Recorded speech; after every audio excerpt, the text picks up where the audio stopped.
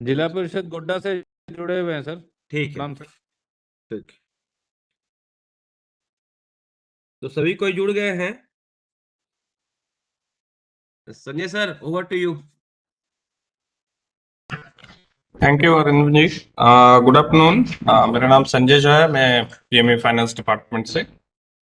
हम लोग SNS purse के ट्रेनिंग के लिए भी हम लोग आए हैं। तो सबसे पहले एसएनएस पर्स सिस्टम, मेरा स्क्रीन विजिबल है क्या आप लोगों को? Yes sir. विजिबल है सर। ओके। तो ये पोर्टल है आपका एसएनएस पर्स पोर्टल, जो झारखंड के लिए है, हमारा झारखंड स्टेट स्पेसिफिक पोर्टल है ये एसएनएस पर्स। तो अभी तक हम लोग पीएफएमएस यूज कर रहे थे। पीएफएमएस में आप लोग एसएनए चैनल यूज कर रहे थे। तो एसएनए चैनल जो यूज कर रहे थे उसमें क्या था कि आपका स्टेट लेवल पे एक नोडल बैंक अकाउंट खुला हुआ था और जिला लेवल पे आपका जेडबीएसए खुला हुआ था, और आप लोग जो भी पेमेंट करते थे मेकर चेकर के थ्रू, वो आपके जेडबीएसए के थ्रू एसएनए अकाउंट को हिट करता था और पेमेंट होता था। तो अब क्या है कि अब ये सिस्टम चेंज हो गया है। अब जब हम लोग एसएनएस पर्स ऑनबोर्डिंग कर रहे हैं, तो एसएनएस पर्स सिस्टम में आपका बैंक अकाउंट का कोई रोल नहीं है, एजेंसी बैंक अकाउंट का कोई रोल नहीं है यहाँ पे। ठीक है। तो आपका जो भी पेमेंट होगा वो थ्रू ट्रेजरी होगा। ये आप लोग क्लियर कट हो लीजिए कि जो भी पेमेंट आपका जाएगा वो सारा भाया ट्रेजरी जाएगा। आरबीआई इक्विट सिस्टम के थ्रू ही पेमेंट होगा। तो मतलब अब आपका जो बैंकर हो गया वो आरबीआई हो गया। ठीक है। अब इसमें है आपका कि एसएनएस पर सिस्टम में, जैसे पीएफएमएस में आप लोग क्या करते थे कि आप लोगों को एक एडमिन आईडी मिलता था। एडमिन आईडी जब मिल जाता था तो आप लोग उसके अंदर अपना मेकर चेकर क्रिएट करते थे, और मेकर चेकर क्रिएशन होने के बाद आप क्या करते थे, मेकर अपना वेंडर क्रिएट करता था और पेमेंट इनिशिएट करने का काम करता था। और उसके बाद चेकर क्या करता था, उस पेमेंट को वेरीफाई करता था, और पेमेंट जो है वो आप पीपीए के माध्यम से या फिर डिजिटल सिग्नेचर के माध्यम से आप सीधा भुगतान कर देते थे चेकर के थ्रू, जो भी वेंडर था उसको। तो अब यहाँ पे क्या है कि यहाँ पे थोड़ा सा रोल और आगे की ओर गया है। इसमें जो आपका मेकर चेकर का जो रोल है वो मेकर चेकर का रोल रहेगा। उसके अलावा यहाँ पे डीडीओ का इन्वॉल्वमेंट हुआ है। तो आपके ऑफिस के जो भी डीडीओ, जो कंसर्न आपके डीडीओ होंगे, उनका भी इन्वॉल्वमेंट इसमें हो गया है। क्यों हुआ है? क्योंकि ट्रेजरी जो है वो ट्रेजरी आपके डीडीओ को आइडेंटिफाई करता है, आपके डीडीओ को जानता है ट्रेजरी, ना कि आपके किसी एजेंसी को जानता है, आपके इम्प्लीमेंटिंग एजेंसी को जानता है। ठीक है। तो ट्रेजरी जो भी बिल इंटरटेन करता है वो डीडीओ बिल ही इंटरटेन करता है। तो इसलिए, और चूंकि पेमेंट होना है आपका ट्रेजरी के माध्यम से, तो इसलिए यहाँ पे क्या है कि आपका डीडीओ का इन्वॉल्वमेंट यहाँ पे हो रहा है। तो एसएनएस पर सिस्टम में क्या है, मैं एक एक करके प्रोसेस आपको बता दूंगा कैसे आपको यूज करना है, कहाँ पे किस लेवल पे इनका क्या यूज रहेगा। ठीक है। तो सबसे पहले, जैसा अरिंदम जी ने कंफर्म किया कि स्टेट लेवल से आप लोगों का जो डिस्ट्रिक्ट लेवल एजेंसी है आपका, वहाँ का लॉगिन आईडी आप लोगों का क्रिएट कर दिया गया है, जनरेट हो गया है आप। तो जब जनरेट हो गया है तो सबसे पहले आप पोर्टल खोलेंगे snsparks.jharkhand.gov.in। अभी जो आप पोर्टल देख रहे हैं उसका जो यूआरएल है वो ये यूएटी का यूआरएल है, मतलब ये डमी साइट है। इस पे आप लोग टेस्टिंग कर सकते हैं, आप लोग प्रैक्टिस करने का ये दिया हुआ है। ठीक है। तो जो एक्चुअल साइट है हमारा वो है snsparks.jharkhand.gov.in। तो जब आप वो पेज खोलेंगे तो राइट हैंड साइड में देखिए यहाँ पे यूजर नेम और पासवर्ड डालने का यहाँ पे दे रहा है ऑप्शन। तो सबसे पहले जब आप लॉगिन करेंगे, फर्स्ट टाइम जब लॉगिन करेंगे, तो जैसा कि आपको बताया गया है कि आपका जो पीएफएमएस का जो यूनिक एजेंसी कोड है, यूनिक एजेंसी कोड जो है वही आपका लॉगिन आईडी होगा, आपके लिए भी होगा। और अगर आपके नीचे कोई चाइल्ड एजेंसी है जिसका आप जनरेट कर रहे हैं, तो उनका जो यूनिक एजेंसी कोड होगा वो उनका एडमिन का लॉगिन आईडी होगा। तो इसलिए आपका जो लॉगिन आईडी है वो आपको पता हो गया होगा कि क्या है। अब जो आपका पीएफएमएस का यूनिक एजेंसी कोड है वो है। तो फर्स्ट टाइम जब आप लॉगिन करने जाएं तो आप सीधा यहाँ पे फॉरगॉट पासवर्ड, जो पासवर्ड भूल गए वाला ऑप्शन है, आप उस पर क्लिक करेंगे। यहाँ पे आप क्या करेंगे, अपना यूजर आईडी डालें। ठीक है, यूजर आईडी यहाँ पे जैसे किसी का भी अगर हम ले लेते हैं तो यूजर आईडी डालें और यहाँ पे रिक्वेस्ट ओटीपी करेंगे। तो रिक्वेस्ट ओटीपी करेंगे तो जो मोबाइल नंबर आपने दिया है उस मोबाइल नंबर पे क्या होगा कि ओटीपी एक जाएगा, उस ओटीपी को आप इंटर करेंगे, उसके बाद आपसे क्या करेगा, पासवर्ड नया आपको बोलेगा इंटर करने के लिए। तो आप फिर क्या करेंगे, नया पासवर्ड अपना वहां पे इंटर कर लेंगे। फिर आप क्या करेंगे, बैक टू लॉगिन कर लेंगे। यहाँ पे जब पासवर्ड सेट हो जाएगा सक्सेसफुली, मैसेज आ जाएगा कि पासवर्ड सेट हो गया है आपका। ठीक है, तो अब फिर यहाँ पे अब आते हैं हम लोग लॉगिन पे। तो जब आपका पासवर्ड सेट हो गया उसके बाद अब हम लोग क्या करेंगे, लॉगिन करेंगे।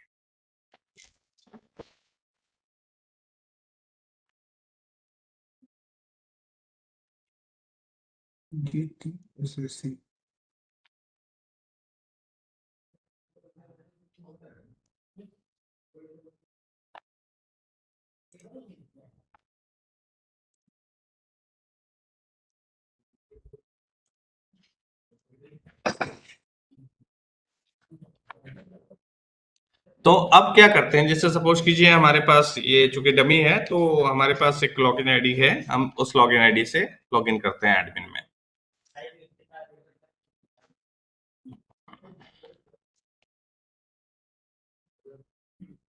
हमने लॉगिन आईडी दिया यहाँ पे और हम लोग पासवर्ड डाले। यहाँ तक किन्हीं को कोई इशू है तो पूछिए, कुछ क्वेरी है किन्हीं का लॉगिन करने में तो आप पूछ सकते हैं।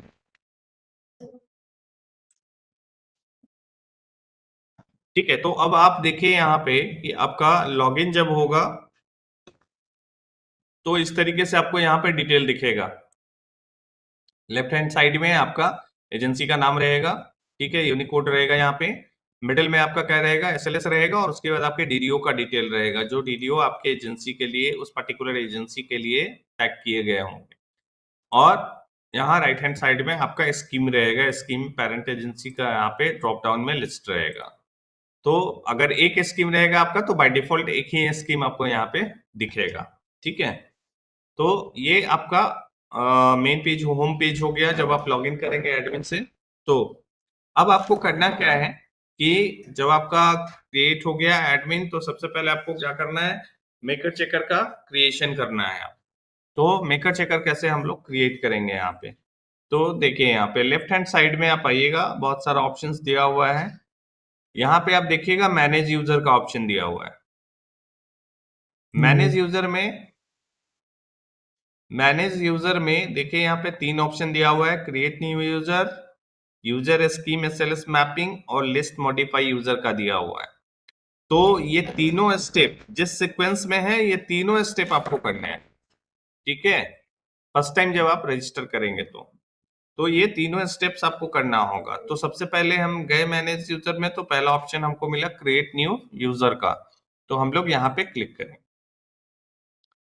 करेंगे तो अब ये फॉर्म आया आपके पास। फॉर्म में आप देखेंगे यहाँ पे ड्रॉप डाउन में पहले रोल पूछ रहा है कि कौन सा रजिस्टर करना है आपको, मेकर क्रिएट करना है या चेकर क्रिएट करना है। तो अगर मेकर क्रिएट करना है तो मेकर सेलेक्ट करेंगे, चेकर क्रिएट करना रहेगा तो चेकर सेलेक्ट करेंगे। उसके बाद full name, mobile number, email ID डालना है, डेजिग्नेशन डालना है, उनका एड्रेस डालना है और इसको सबमिट करना है। अब एक चीज आपको यहाँ पे देखिएगा, पीएफएमएस में और यहाँ पे अंतर है। पीएफएमएस में जब आप क्रिएट करते हैं तो यहाँ पे आपसे यूजर आईडी भी पूछता है, लॉगिन आईडी भी आपको बोलता है कि आप ही दो, आपको जो लॉगिन आईडी रखना है, मतलब यूजर डिफाइन। लेकिन यहाँ पे क्या है, हमारे एसएनएस पर सिस्टम में क्या है कि हम लोगों ने यूजर डिफाइन नहीं रखा है, क्योंकि क्या होता है कि कभी अगर अब स्टेट में ही मांगा गया कि आप मेकर का आईडी दो, तो वो अगर कुछ स्पेसिफाइड नहीं रहेगा फॉर्मेट उसका, तो आप क्या होगा, यूजर डिफाइन रहेगा, तो आप जो लॉगिन आईडी दोगे हो सकता है आपके पास मेकर चेकर दोनों का हो, आपसे मांगा गया मेकर का, आपने चेकर का आईडी दे दिया अगर याद नहीं है तो उसी चीज को ये करने के लिए, ओवरकम करने के लिए हम लोगों ने रखा है कि यहाँ पे सिस्टम जनरेटेड हम लोगों ने रखा है लॉगिन आईडी।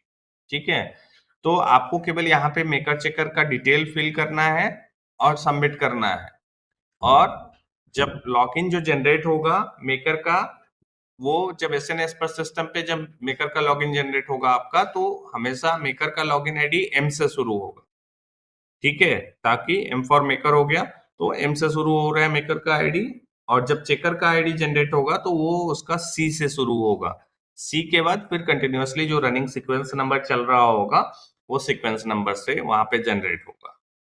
तो इस तरीके से हम लोग क्या करेंगे, मेकर और चेकर का ये जनरेशन होता है। ये फर्स्ट पहले हम लोग क्या कर रहे हैं, क्रिएट कर रहे हैं, यहाँ पे पूरा फॉर्म फिल करिएगा, सबमिट करिएगा, तो वहां पे एक आईडी जनरेट हो जाएगा उसका, मेकर का चेकर का दोनों का।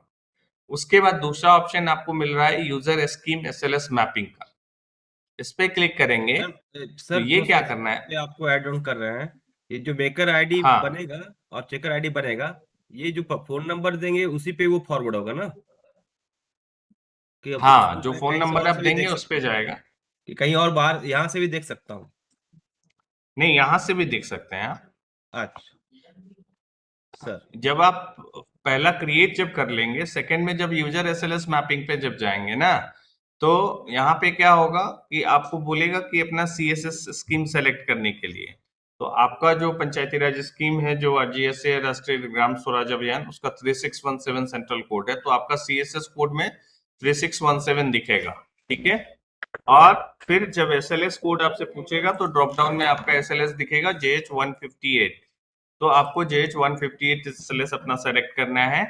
और जब मेकर चेकर क्रिएटेड रहेगा तो यहाँ पे देखिए यूजर लिस्ट, मेकर है तो एम से क्रिएटेड है, चेकर है तो सी से क्रिएटेड है, ठीक है।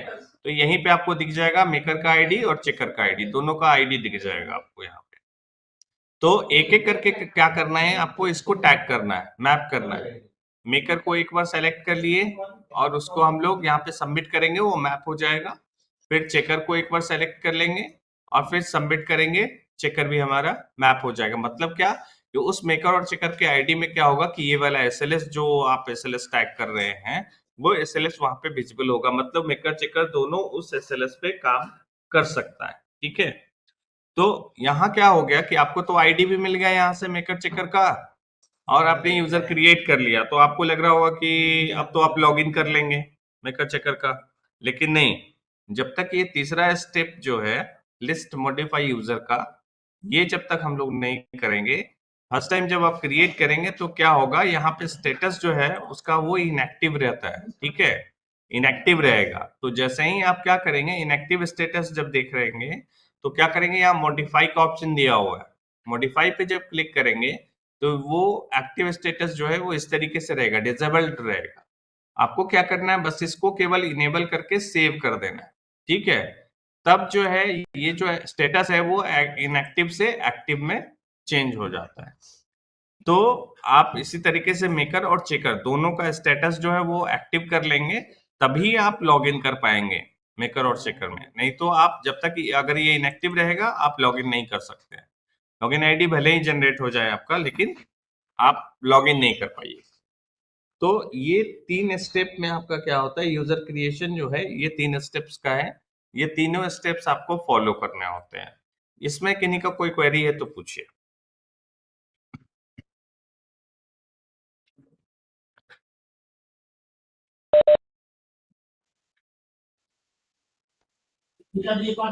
हाँ, जब आपका एडमिन बन जाएगा, आपका एडमिन का जब लॉगिन हो जाएगा तो आपको पहले मेकर चेकर क्रिएट करना है, ठीक है। तो अब क्या है, सर और किन्हीं का प्रणाम क्वेरी जी। है इस पे? हाँ सर, हाँ, ये प्रणाम, बोलिए। प्रणाम जी। लास्ट में ये जो मेकर चेकर दिख रहा है उसमें जो इनएक्टिव था सर, तो वो उसी पे सेलेक्ट करना है स्टेटस पे, हाँ, ये मॉडिफाई। मॉडिफाई पे जब हाँ, मॉडिफाई पे क्लिक करना है आपको, और मॉडिफाई पे क्लिक कीजिएगा तो इस तरीके से रहेगा, ये डिसेबल्ड रहेगा आपका, ठीक है। आपको स्लाइड कर देना है इधर राइट पे, ये एक्टिव हो जाएगा, इसको सेव कर देना है, तब ये स्टेटस जो है एक्टिव यहाँ पे दिखना शुरू होगा। क्लियर है?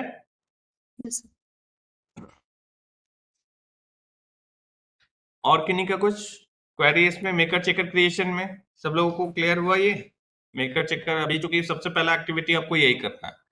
एडमिन जब आपका बन गया है तो आपको पहले मेकर चेकर क्रिएट कर लेना है, ठीक है। मेकर चेकर जब क्रिएट हो गया है, आगे बढ़े अब हम लोग। तो मेकर चेकर जब क्रिएट हो गया है आपका, ये स्टेट से अरिंदम जी हैं, यस सर। तो क्या डिस्ट्रिक्ट से नीचे भी एजेंसीज हैं या फिर डिस्ट्रिक्ट लेवल पे ही एजेंसीज डिस्ट्रिक्ट लेवल तक भी है सर। डिस्ट्रिक्ट लेवल तक ही है ना? हाँ हाँ। ओके ठीक है, नहीं तो फिर मैं चाइल्ड एजेंसी वाला कॉन्सेप्ट नहीं बताता हूँ। नहीं, जब चूंकि हमारे लिए वो चाइल्ड एजेंसी भी है, मतलब हम लोग जैसे अभी यहाँ पर एडमिन है, हमारे चाइल्ड एजेंसी नहीं नहीं नहीं नहीं, हाँ आपके चाइल्ड एजेंसी तो डिस्ट्रिक्ट हो गए, तो आपने तो जनरेट कर दिया उनका, तो फर्दर डिस्ट्रिक्ट से नीचे तो कोई चाइल्ड एजेंसी है नहीं। तो आज फिर वो नहीं है सर, लेकिन उनको required- तुरंत ही बनाना ही पड़ेगा। उनको वेंडर करना है, चाइल्ड एजेंसी करना है, तो ये समझा दिया जाए तो ठीक है। ग्रैंड अच्छा, चाइल्ड ठीक एजेंसी है। बनाएंगे वो, ठीक है, तो मैं बता देता वो ब्लॉक को हूँ। ठीक है, करेंगे तो ये तो ओके, तो ये हो गया आपका मेकर चेकर क्रिएट करना। मेकर चेकर क्रिएशन के बाद आपका क्या है कि अब जैसा बताया जा रहा है कि आपके नीचे भी चाइल्ड एजेंसीज होंगे, ठीक है। तो जैसे स्टेट ने आप लोग से फॉर्म फिल करा करके आप लोग को फॉर्म एक फॉर्मेट दिया गया, उस फॉर्मेट में आपने भर के दिया, तो क्या हुआ कि आपका एडमिन आईडी क्रिएट किया गया। सिमिलरली आपको भी अपने और लोग माइक बंद कर ले काइंडली। तो बाकी लोग तो माइक बंद सिमिलरली करेंगे जब संजय सर बोलेंगे कि भाई कोई क्वेरीज है, तभी आप माइक ऑन करके बोल सकते हैं। तो जैसे स्टेट में क्या किया गया कि स्टेट के लिए आप लोग as a district level agencies हैं, तो आप चाइल्ड एजेंसी हो गए स्टेट के। तो स्टेट ने क्या किया, एक फॉर्मेट शेयर किया आपको और आप लोग ने उसको भर के दिया। फिर आपका क्या हुआ कि आपका एडमिन आईडी जनरेट किया गया स्टेट से। सेम कॉन्सेप्ट आपके लिए भी है कि अगर आपके नीचे चाइल्ड एजेंसीज हैं तो आपको भी वही सेम फॉर्मेट आपको फिल कर लेना है, फिल करके उनसे मंगवा लेना है और आपको फिर उनका लॉगिन क्रेडेंशियल्स जनरेट करना है। किसका? एडमिन का। एडमिन का ही आपको जनरेट करना है। मेकर चेकर वो खुद बनाएंगे, जैसे कि आपको भी बनाना है मेकर चेकर। तो अब देखिए यहाँ पे आपको चाइल्ड एजेंसी का कैसे आप जनरेट करेंगे। तो यहाँ एडमिन में ही है अभी लॉगिन में हम लोग।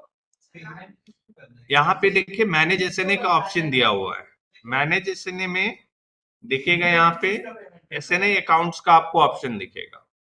एसएनए अकाउंट्स पे जब हम लोग क्लिक करेंगे तो देखिएगा यहाँ पे क्या होगा कि जितना भी आपके एजेंसी के अंदर पीएफएमएस पे जितना भी चाइल्ड एजेंसी होगा, वो सारा चाइल्ड एजेंसी आपको यहाँ पे दिखेगा, ठीक है।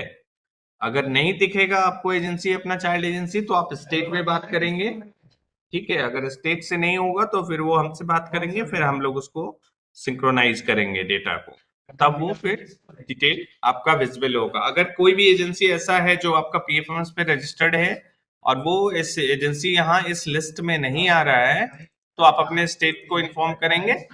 फिर स्टेट से अगर हो जाएगा तो ठीक है, नहीं तो फिर हम लोग ठीक करेंगे उसको। हाँ, चाइल्ड है? में ग्रैंड तो चाइल्ड एजेंसी में सर हमारा सारा ब्लॉक्स है, मतलब सभी ब्लॉक्स है, अभी डिस्ट्रिक्ट के सभी ब्लॉक्स हैं। ठीक है। तो जो भी एजेंसीज होंगे, जितने भी होंगे, वो सारे वहां पे विजिबल होने चाहिए अगर वो पीएफएमएस पे रजिस्टर्ड होंगे तो। और नहीं है और उनको अगर आपको एसएनएस पास के थ्रू करना है उनको, तो आपको पीएफएमएस पे ही पहले उनको रजिस्टर करना होगा, ठीक है। देखिए एक चीज मैं क्लियर कर देता हूं कि स्कीम से रिलेटेड, एजेंसी से रिलेटेड कोई भी चेंजेस अगर आपको करना होगा तो वो आपको सारा चेंजेस पीएफएमएस सिस्टम पे करना होगा। आप एसएनएस पर सिस्टम यूज करेंगे तो ऐसा नहीं है कि पीएफएमएस सिस्टम को भूल जाइएगा, पीएफएमएस सिस्टम का लॉगिन क्रेडेंशियल्स भूल जाइएगा, ऐसा नहीं करना है। वो रखना है आपको कि कभी जैसे एजेंसी कोई नहीं दिख रहा है आपको, तो फिर उस केस में आपको क्या है, पीएफएमएस सिस्टम का लॉगिन का भी जरूरत पड़ेगा, ठीक है। तो आपको पीएफएमएस सिस्टम पे अगर आपको कोई भी एजेंसी यहाँ पे नहीं दिख रहा है तो आप पीएफएमएस सिस्टम पे उसको पहले रजिस्टर कीजिए। अगर नया रजिस्ट्रेशन करना है तो फिर उसके बाद वो यहाँ पे आपको ऑटोमेटिकली दिखेगा। हमारा जो एसएनएस पर सिस्टम है वो पीएफएमएस के साथ इंटीग्रेटेड है। उसके बाद हमारा स्टेट आईएफएमएस सिस्टम के साथ इंटीग्रेटेड है, आरबीआई के ई कुबेर सिस्टम के साथ इंटीग्रेटेड है। तो डेटा हमारा तीनों जगह से शेयरिंग होता है और रियल टाइम बेसिस पे डेटा हमारा आता है। तो सर, अभी एक क्या suggestion करेंगे? हाँ बताया जाए। सर जो SNA अकाउंट सर बता रहे हैं, तो SNA अकाउंट मतलब मतलब बेनिफिशियरी का अकाउंट ना नहीं सर? नहीं नहीं नहीं नहीं नहीं, ये SNA अकाउंट एक ऑप्शन है, ठीक है।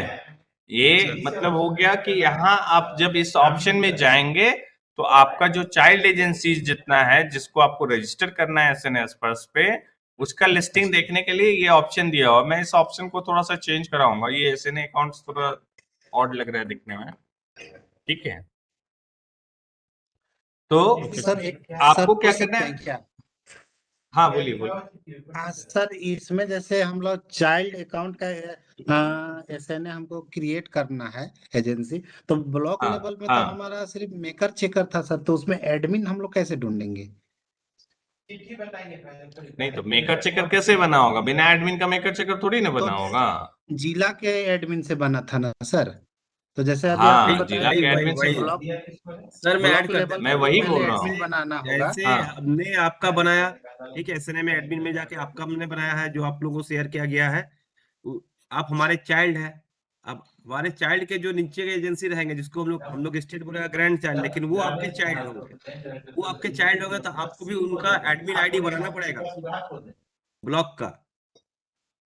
तो सारे ब्लॉक सर यहाँ सर रिफ्लेक्ट करेंगे, जिसका आपका कोड वगैरह जो देख रहे हैं यहाँ पे सारे वो रिफ्लेक्ट करेंगे। जैसे एजेंसी कोड सर दिख रहा है ना, JHGO इस तरह का, उस तरह से आपके सर ब्लॉक के सर सारे जो कोड है वो यहाँ दिखेंगे। ठीक है, फिर यहाँ पर जाके सर मैपिंग करना पड़ता है कि उसमें DDO और ये सर आगे बताएंगे अभी। समझ गए? सर अभी जाके वो क्रिएट होता है एडमिन आईडी। फिर जैसे आपका एडमिन आईडी का जो काम है, अब वो उनका काम रहेगा मेकर चेकर क्रिएट करना। अरिंदम सर। सर ये सर एक सर क्वेश्चन एक क्वेश्चन था सर रांची से। हेलो। सर सर है, अभी अभी अभी चल रहा है। तो अभी मैंने हम लोग यहाँ पर जो यहाँ तक जहाँ समझे हैं वहां तक समझ के, उस पर कोई क्वेश्चन है तो बताइए। हाँ एक यहाँ क्वेश्चन था तक सर सर हमारा रांची से। सर रांची से एक क्वेश्चन था। बोलिए। हाँ सर, ये था कि सर अभी जैसा कि आपने बताया कि हम लोगों ने आपका एडमिन लॉगिन क्रिडेंशियल कर लिया है ना, तो ये स्टेट हाँ से हमको लॉगिन आईडी मिला, तो फिर मैंने इसमें चेकर और मेकर बना लिया। और अभी जो सर आपने हाँ, ठीक बताया है। कि ये PFMS से इंटीग्रेटेड है ऑलरेडी, है ना, तो सर हाँ हमारा रांची का हाँ जो ब्लॉक्स है, तो सर वो ब्लॉक्स तो हाँ ऑलरेडी हम लोग जब PFMS यूज किए तो उसमें तो सर हाँ एज ए चाइल्ड अकाउंट वो लोग थे ही। तो जब ये SNA हाँ स्पर्श में सर PFMS से इंटीग्रेटेड है, तो हमारा ब्लॉक सर हाँ ये SNA अकाउंट वाले ऑप्शन में तो दिखेगा सारा। हाँ, मैं ये वही बोल क्वेश्चन। रहा हूँ कि अगर हाँ आपको वो दिखेगा ही दिखेगा, और अगर ओके। नहीं दिखेगा तो आप अपने स्टेट से बात करेंगे और वो यस सर। फिर उनसे हो पाएगा तो ठीक है, नहीं तो फिर हम लोग उसको ये करें। लेकिन बाय डिफॉल्ट जैसे अभी मैंने कैसे क्लिक किया यहाँ पे SNA यस अकाउंट सर। पे, तो इस एजेंसी का जो चाइल्ड एजेंसी है वो बाय डिफॉल्ट यहाँ पे दिख रहा है, ठीक है। ओके। और हाँ सबका स्टेटस क्या होगा, फर्स्ट टाइम क्या होगा, उसका स्टेटस इनएक्टिव होगा, ठीक है। अच्छा उसको, सारे अच्छा का ओके सर। स्टेटस क्या होगा, इनएक्टिव होगा। आपको क्या करना है कि एक एक करके आपको उसको एक्टिवेट करना है। कैसे एक्टिवेट होगा, तो यहाँ पे मैनेज यूजर का ऑप्शन उसके बगल में दिया हुआ है, आप उस पर क्लिक करेंगे।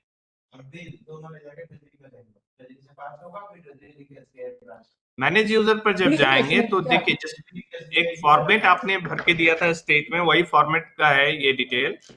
यहाँ पे आपको क्या करना है, ये तीनों डिटेल आपको बाय डिफॉल्ट PFMS से आ रहा है, ठीक है। आपको क्या करना है, मोबाइल नंबर इंटर करना है, ईमेल आईडी इंटर करना है, और यहाँ पे उस माइक काइंडली म्यूट कर लीजिए।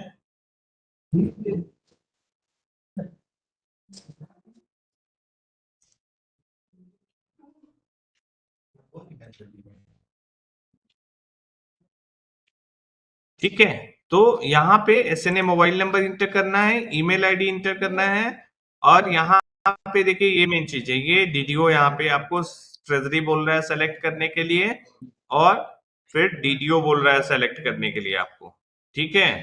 तो अब यहाँ पे क्या करना है आपको कि ये अरिंदम जी, ब्लॉक्स यस सर, ब्लॉक्स ये में जो ब्लॉक का बिल DDO बनेगा है। ब्लॉक का जो टेजरी रहेगा जहाँ भी, या तो इधर जिला में हो या कहीं भी हो, वो टेजरी सेलेक्ट करना है। तो ऑटोमेटिक उसके अंदर जो भी DDO रहेंगे मतलब उस ब्लॉक का पर्टिकुलर ब्लॉक नहीं नहीं नहीं नहीं, मैं वही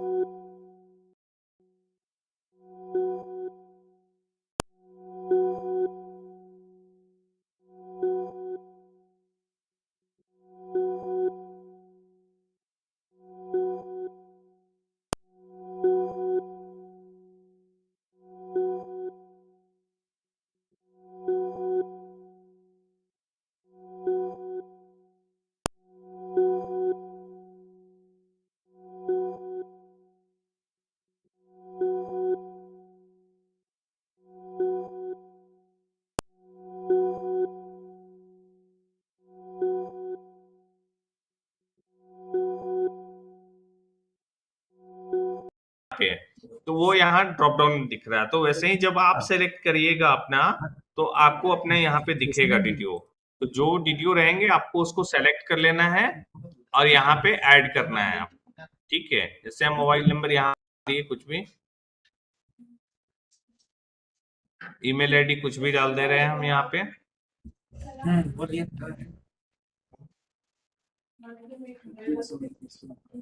और इसको हम लोग ऐड करते हैं। ऐड करेंगे यहाँ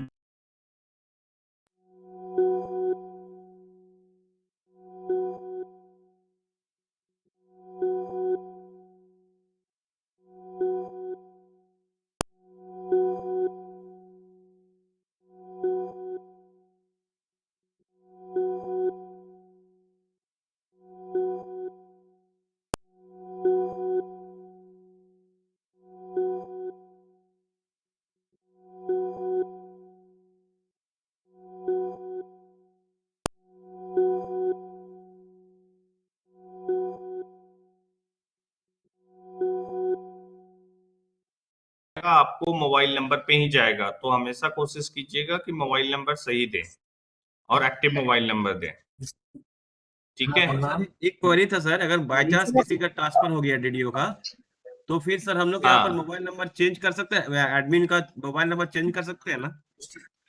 बिल्कुल चेंज कर सकते हैं। आप अगर पेरेंट रहिएगा तो आप चेंज करिएगा, अगर आप चाइल्ड रहिएगा तो अपने पेरेंट से संपर्क कीजिएगा, पेरेंट एजेंसी से। ठीक ठीक है, सर।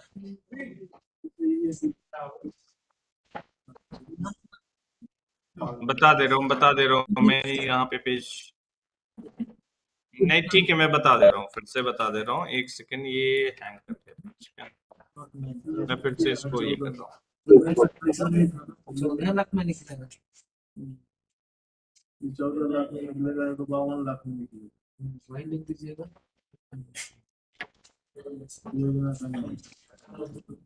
योजना का नाम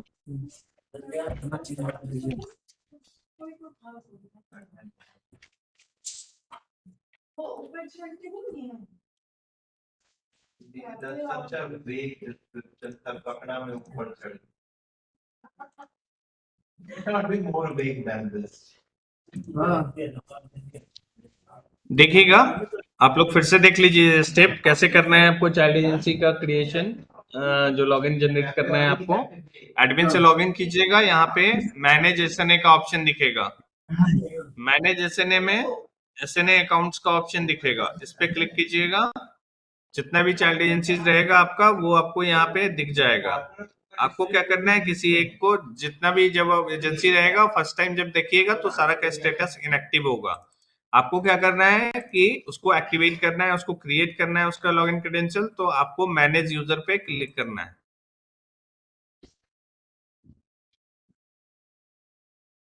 मैनेज यूजर पे क्लिक कीजिएगा तो आपसे यहाँ पे मोबाइल नंबर मांगेगा, ईमेल आईडी मांगेगा। उसके बाद आपको बोलेगा ये ट्रेजरी सेलेक्ट करने के लिए। तो आपके डीडीओ का जो भी ट्रेजरी रहेगा वो ट्रेजरी आप यहाँ से सेलेक्ट करेंगे। सेलेक्ट कीजिएगा तो आपके ट्रेजरी में जो भी डीडीओ आपके उस स्कीम के लिए रहेंगे वो यहाँ पे आपको दिख जाएंगे। ठीक है, तो जो भी है आप उसको सेलेक्ट कर लीजिए। सेलेक्ट करके उसको यहाँ पे ऐड पे क्लिक कीजिएगा। यहाँ पे डिटेल दिखेगा नीचे, बस उसके बाद आपको सेव एंड जनरेट पे क्लिक कर देना है। क्या होगा, उनका क्रेडेंशियल जनरेट हो जाएगा और उसका स्टेटस जो है वो इस तरीके से एक्टिव हो जाएगा। ठीक है, तो मतलब और उसका लॉगिन क्या रहेगा, लॉगिन आईडी तो ये ही रहेगा, उसका यूनिक एजेंसी कोड जो है वही उसका यूनिक एजेंसी कोड जो है वही उसका लॉगिन आईडी रहेगा। ठीक है, तो इस तरीके से क्या होगा कि उनका एडमिन आईडी भी जनरेट होगा। अब यहाँ पे किन्हीं का कुछ क्वेरी है तो आप पूछिए, फिर हम लोग आगे बढ़ते हैं।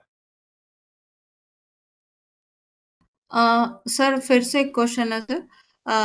बोल रहे थे सर कि पेरेंट अकाउंट हम लोग ब्लॉक का अगर क्रिएट कर रहे हैं तो पेरेंट अकाउंट तो डिस्ट्रिक्ट हो गया, तो उस केस में सर हम लोग को यदि मोबाइल नंबर चेंज करना है सर तो कहाँ से करेंगे सर, वो प्रोसेस कहाँ पे? यहीं पे अगर एडमिन का चेंज करना है तो यहीं मैनेज यूजर में जाइएगा, जी यहाँ पे मोबाइल नंबर रहेगा ना, वो एडिटेबल रहता है, आप उसको एडिट करके और फिर से सेव एंड जनरेट कर दीजिएगा, वो आपका अपडेट हो जाएगा। ठीक है, okay okay sir, thank you. और किन्हीं का कुछ क्वेरी है इसमें?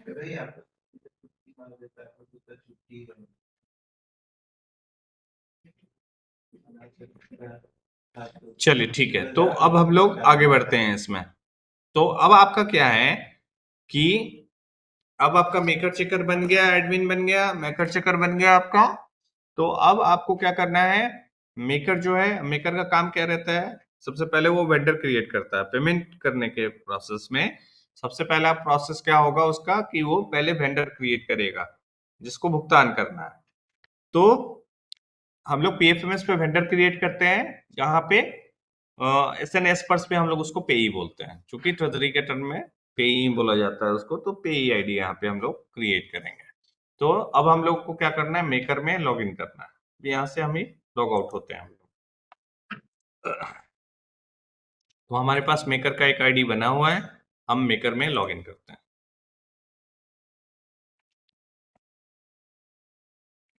देखिए मेकर का जो आईडी है वो एम से शुरू हो रहा है।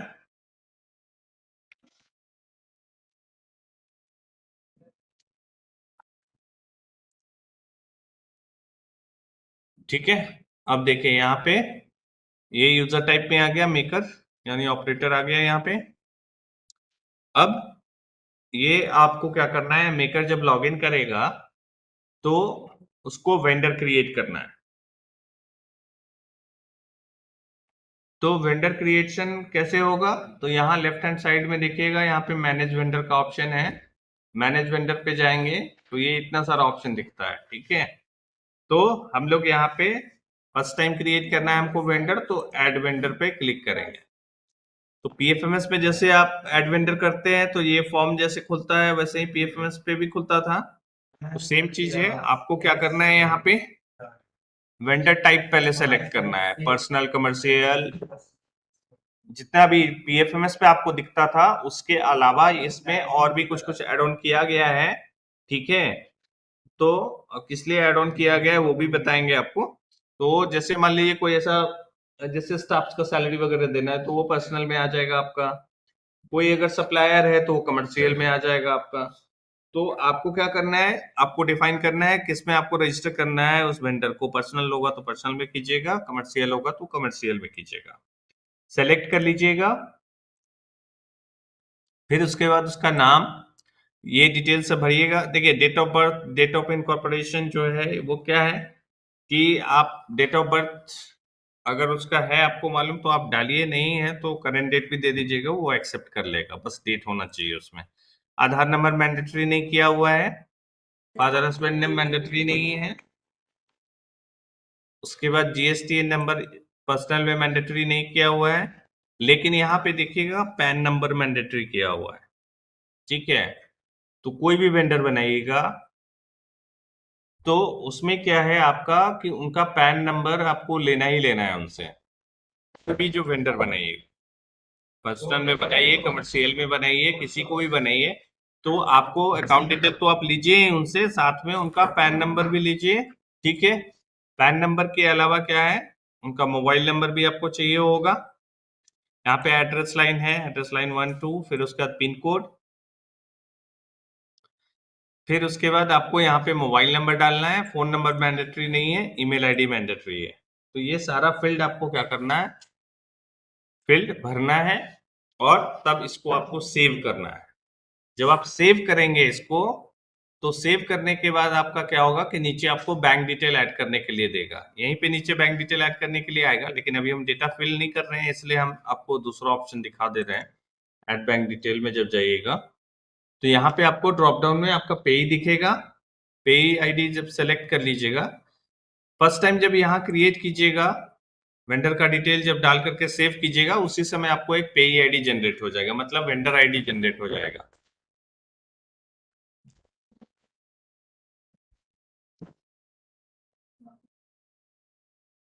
सर इसमें तो बैंक कैंसिल चेक भी अपलोड करना पड़ता है ना? हाँ, या मैं फिर बता रहा हूँ, अभी उसी पे आ रहा हूँ। तो आप जब पे यहाँ पे फर्स्ट ये पहला फॉर्म जब आप फिल कर लिए, इसको सेव कर लिए, पे आईडी आपका जनरेट हो गया, तो आपको फिर यहाँ पे बैंक डिटेल ऐड करने के लिए बोलेगा। बैंक डिटेल में क्या कीजिएगा, पे यहाँ पे आईडी जो दिखेगा उसको सेलेक्ट कीजिएगा, तो बैंक डिटेल वाई बैंक का नाम, आईएफएससी कोड, अकाउंट नंबर डालने के लिए बोलेगा, और उसके साथ साथ आपको बोलेगा एक बैंक का डॉक्यूमेंट आपको अटैच करने के लिए। बैंक का डॉक्यूमेंट क्या, तो कैंसिल चेक, चाहे बैंक स्टेटमेंट का जो फ्रंट पेज रहता है उसको आप डालिए, जिसमें अकाउंट डिटेल हो उसका।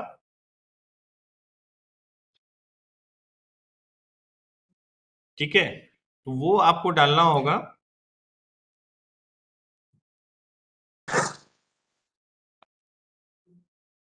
एक मिनट में देखता हूँ किसी में अगर अवेलेबल हो तो।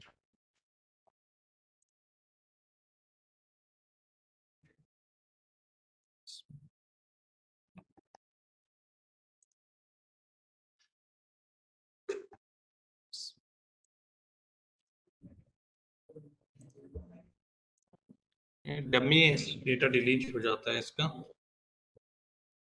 तो आपको क्या करना है, उनका बैंक डिटेल डालना है। अब देखिए, तो सर यहाँ एक पे डमी किस डमी लिए ही बना दीजिए ना पे आईडी सर, तो समझने में इजी पड़ेगा। नहीं, वो पैन नंबर चाहिए होगा, पैन नंबर वो वैलिडेट करता है, तो पैन नंबर फिर किन्हीं का दे देंगे तो फिर प्रॉब्लम हो जाएगा, एडिट नहीं हो पाएगा वो। अच्छा ठीक है,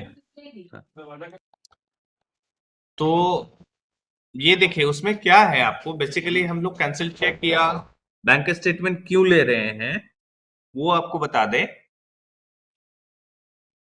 कि पीएफएमएस में जब आप वेंडर क्रिएट करते हैं तो क्या होता है कि वो पीएफएमएस का बैंक्स के साथ इंटीग्रेशन है। तो आपने जैसे ही अकाउंट डिटेल डाला तो वो जिस बैंक ब्रांच का रहता है उस बैंक ब्रांच से वैलिडेशन होता है उससे अकाउंट डिटेल का। ठीक है, तो तब तक जब आप रजिस्टर फर्स्ट टाइम करते हैं तो बैंक स्टेटस उसका लिखता है पेंडिंग, पेंडिंग एट बैंक। तो तब तक आप क्या होता है कि उस वेंडर को आप पेमेंट नहीं कर सकते जब तक उसका बैंक स्टेटस सक्सेस नहीं होता है।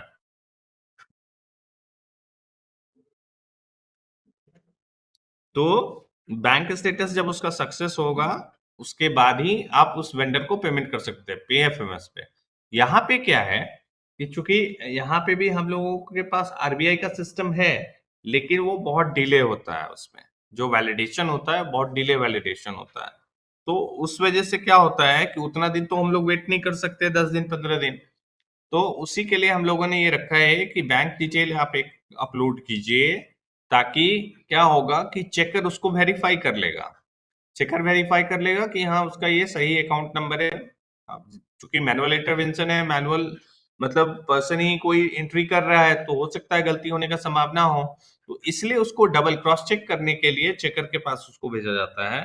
तो चेकर जब उस बैंक डॉक्यूमेंट को और जो अकाउंट नंबर एंट्री हुआ है उसको वेरीफाई कर लेगा, तो वेंडर आपका एक्टिवेट हो जाएगा पेमेंट करने के लिए। तो मतलब कि अगर आपको अभी उसको पेमेंट करना है तो आप आज ही उस वेंडर को रजिस्टर कीजिए और आज ही उसका पेमेंट आप इनिशिएट कर सकते हैं, अगर चेकर उसको वेरीफाई कर देगा तो। ठीक है, तो इस तरीके से आपका क्या है कि वेंडर आपका क्रिएट होता है। यहाँ पे मैं दिखा दूंगा कैसे चेकर उसको अप्रूव करेगा, वो पेज भी मैं दिखा दूंगा चेकर में जब चलेंगे हम लोग। तो इसमें देखिए यहाँ पे कोई क्वेरी है आप लोग का वेंडर क्रिएशन में, तो बताइए। सर हाँ सर, एक चीज पूछना था सर। एक एक करके हाँ बोलिए, रांची से बोलिए। Yes sir, thank you sir. ये वेंडर क्रिएशन में सर ये सारा फील्ड ही मैंडेटरी है, लाइक आधार नंबर, पैन हाँ, नंबर? नहीं, जहां स्टार मार्क दिया हुआ है ना रेड कलर में, वो अच्छा, फील्ड वही देना मैंडेटरी है है। बाकी। Okay, thank you sir. हाँ, अब मुझे पूछना था सर, बोलिए। जो सर पीएफएमएस में ऑलरेडी वेंडर हमने क्रिएट किया हुआ है, क्या उसकी लिस्ट भी यहाँ आएगी सर? नहीं, अभी तो फिलहाल नहीं आएगा, लेकिन हम लोग काम कर रहे हैं उसी पे, ठीक है। सर और सर अगर वो चीज फंक्शनलिटी हो जाएगा तो फिर आपको यहाँ पे रजिस्टर करने का जरूरत नहीं पड़ेगा। आप वहीं से आपका जो वेंडर है वो यहाँ पे शो इंपोर्ट हो करेगा। जाएगा, ठीक है। ओके सर, तो ओके वो सर। अभी तब तक के लिए ये फिलहाल आपको यही प्रोसेस अभी करना होगा जब तक वो प्रोसेस कंप्लीट नहीं होता है तब तक, ठीक है। सर अगर दूसरा अगर ऐसा भी फंक्शनल हो सकता है क्या कि जो पहले से यहाँ से वेंडर बने हुए हैं पीएफएमएस में और हम लोग उसका यहाँ भी मैप कर दिए, और जब वो वहां से इंपोर्ट होगा तो फिर डुप्लीकेसी वाला चीज तो नहीं ना आ जाएगा कहीं? नहीं नहीं नहीं नहीं नहीं नहीं, उसका क्या होगा, उसका अलग आईडी जनरेट होगा, ठीक है। यहाँ पे जो जनरेट होगा वो अलग होगा। अब सेम सेम बैंक अकाउंट में 2 आईडी बन सकते हैं, पे आईडी? अभी आप पीएफएमएस वाले पे मत जाइए ना, जब होगा तो आपको बता दिया जाएगा कि उसमें क्या आएगा क्या नहीं आएगा। सर आपको अभी क्या करना है, आपको अभी पीएफएमएस भूल जाइए, अभी आप एसएनएस प्लस पे लेके चलिए। अभी एसएनएस प्लस के लिए आप समझिए कि आप फ्रेश रजिस्टर कर रहे हैं, प्लेस ठीक रजिस्टर है। कर रहे हैं सर। हाँ, अभी आप फ्रेश रजिस्टर कीजिए। तो अब देखिए, आप लोग के यहाँ कुछ ऐसा भी है क्या, लाभुक टाइप के तो कुछ पेमेंट नहीं होता होगा, लाभुक बेनिफिशियरी टाइप का? नहीं नहीं आरजीएस में जनरली जो ट्रेनिंग वगैरह होते हैं बीपीआरसी और हाँ डीपीआरसी हाँ हाँ में, तो उनके जो हाँ मतलब वेंडर होते हैं, जो कोई खाना सप्लाई किया, कोई लाइट वगैरह प्रोजेक्टर वगैरह लगाया, या कोई गाड़ी का बिल हाँ वगैरह हाँ, तो वो तो वही सब होता है। अच्छा, तब तो उन लोग के पास तो पैन नंबर वगैरह होगा ही होगा, क्योंकि वो लोग तो कमर्शियल टाइप के हो गए ना एक सर तरह से। बहुत में सर पैन नंबर अवेलेबल नहीं होता, जैसे कि कोई मुखिया है उसको मतलब ये मुखिया बोल रहे हैं, मैंने कोई लाभुक समिति है जिसका महिलाएं हैं, उनको आने आने का टीए देना पड़ेगा, तब उस केस में मतलब पैन नंबर उनके पास नहीं रहेंगे।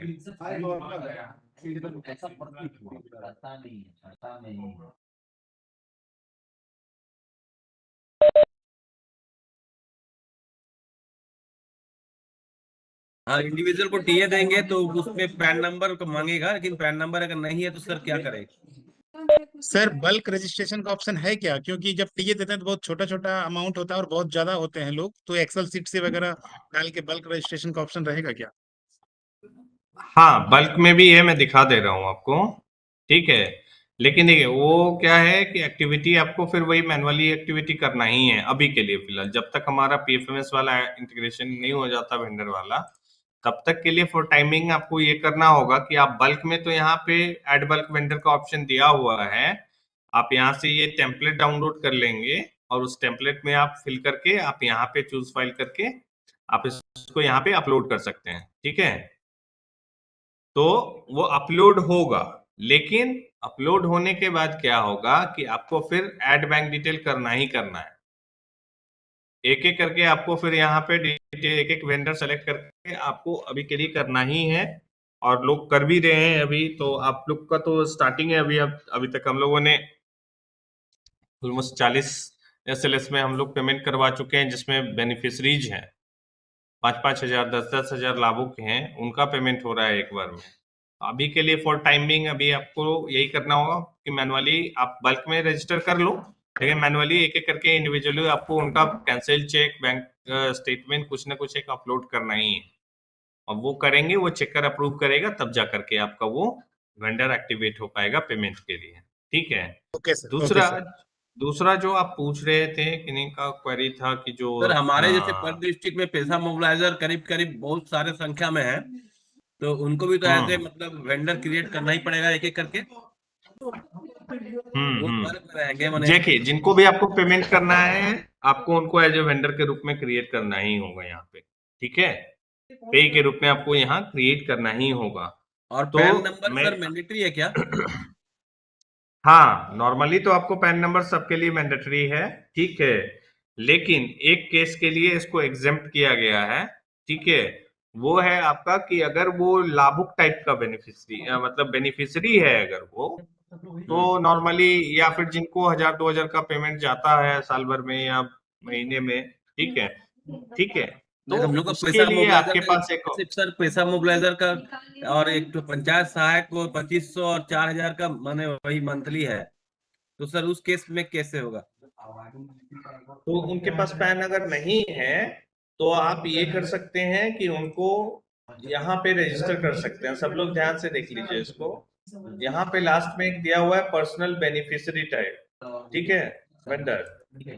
इसको जब आप सेलेक्ट कीजिएगा ना तो पैन नंबर यहाँ पे स्टार मार्क दिया हुआ है रेड में, ठीक है, लेकिन आप इसको बाईपास कर सकते हैं। आप पैन नंबर नहीं भी एंट्री कीजिएगा, सेव कीजिएगा तो वो एक्सेप्ट कर लेगा, लेकिन आप स्ट्रिक्टली इस चीज को फॉलो करेंगे कि जिनको 2000-2500 से ज्यादा का पेमेंट नहीं जा रहा है, ठीक है, क्योंकि केस में क्या होगा कि अगर 50,000 से ऊपर का ट्रांजेक्शन होगा तो बैंक पैन नंबर मांगता है, ठीक है, उस केस में फिर पैसा उनका फंस जाएगा। तो इसलिए केवल वैसे लाभुक जिनका पेमेंट 2000-3000 हो तो आप उसको कर सकते हैं, इसमें पैन नंबर में आप उसको रजिस्टर कर सकते हैं बिना पैन के।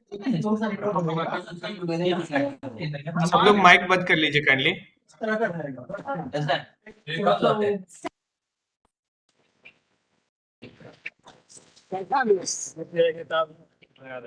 हाँ, रामगढ़ से बोलिए, कुछ बोलना चाह रहे हैं? रामगढ़ से पूछ रहे थे कि जैसे यहाँ पे मेकर तो वो बना लेंगे वो, ठीक है सर, अकाउंट, हाँ। और चेकर उसको जैसे कोई कैंसिल चेक अगर अपलोड करके उसको अगर चेकर मैनुअली वेरीफाई कर रहे हैं, अगर बाय मिस्टेक वो वेरीफाई हो के अप्रूवल हो गया सर और हमको वो अप्रूव नहीं करना था, तो वो कैसे इसको एडिट करेंगे सर?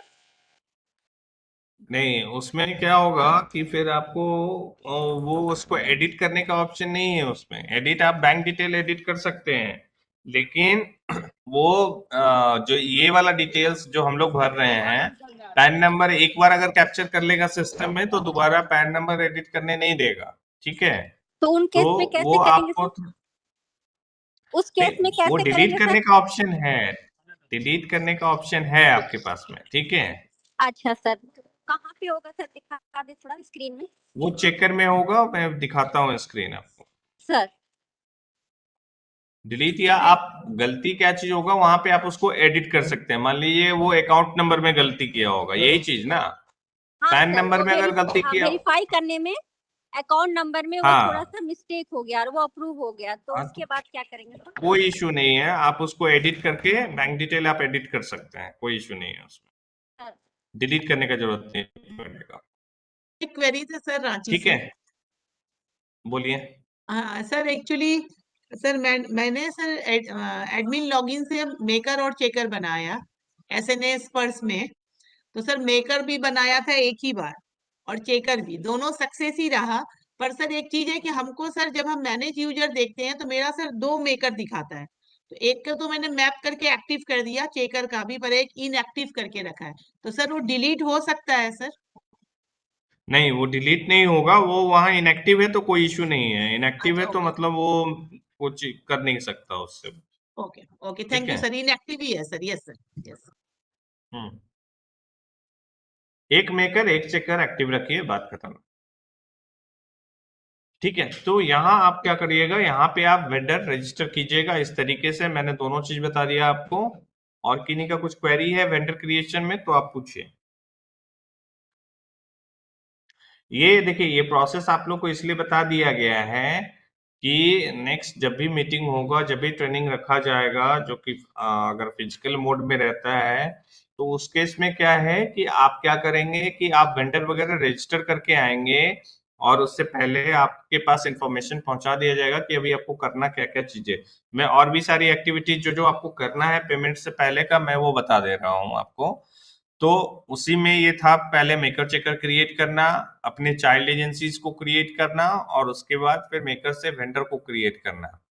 तो इसके बाद का जो स्टेप है वो होता है कि अब जैसे वेंडर क्रिएट हो गया तो अब मेकर क्या करेगा, पेमेंट इनिशिएट करने का उसका काम करेगा। तो पेमेंट इनिशिएशन आप पीएफएमएस पे भी कब करते हैं, जब आपके पास फंड अवेलेबल होता है। तो फंड अवेलेबिलिटी यहाँ पे अभी तक मैंने फंड का चर्चा कहीं नहीं किया, ठीक है। तो अब आपको आपके पास ये क्वेश्चन होना चाहिए कि अब यहाँ पे फंड्स का तो कहीं पे कुछ दिख नहीं रहा है, ना बैंक डिटेल दिख रहा है, ना कुछ, फिर कैसे होगा, ठीक है। तो अब हम लोग उसी पे आते हैं।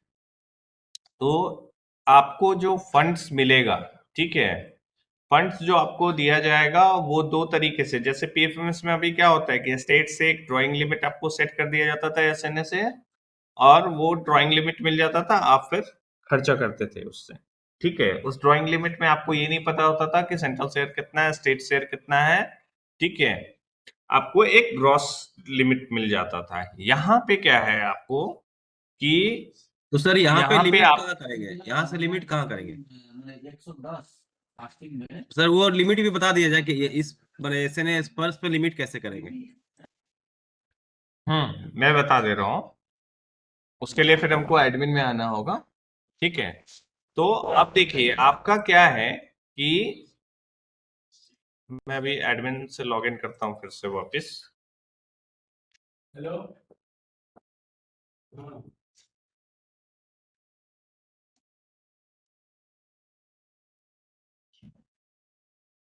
ना हम बात नहीं कर रहे।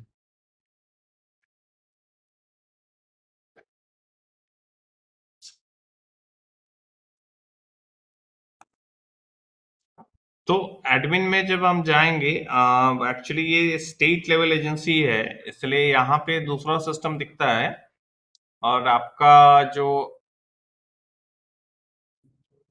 डिस्ट्रिक्ट लेवल एजेंसी होगा उनमें दूसरा सिस्टम होगा। फिर भी मैं दिखा देता हूँ आपको।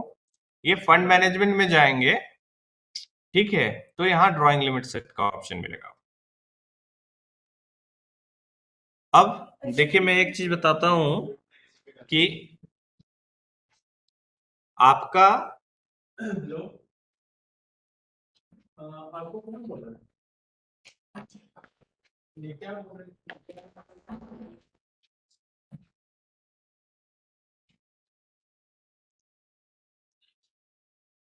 जो फंडिंग होगा आपका, वो देखिए सबसे पहले यहाँ पे देखिए एक मदर सैंक्शन लिखा हुआ है, ठीक है।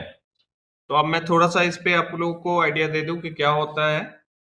मदर सैंक्शन बेसिकली क्या होता है कि जैसे अभी एसएनए एजेंसी से ड्राइंग लिमिट आपको मिल जाता था, आप लोग अपना खर्चा करते थे।